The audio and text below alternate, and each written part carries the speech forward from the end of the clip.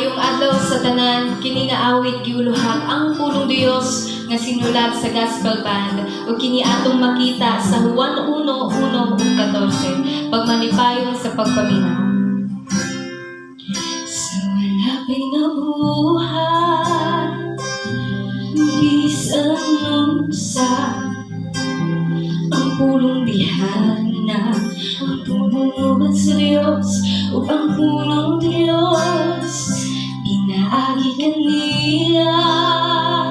kibot sa dasang tanan, diha sa pulong, kinabuhiyo kahayan, sa walapin na buhay, bisan sa ang pulong bihana,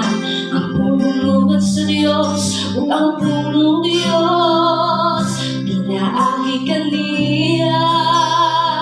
kibot sa dasang tanan, diha sa pulong, kinabuhiyo kahaya, ang pulong na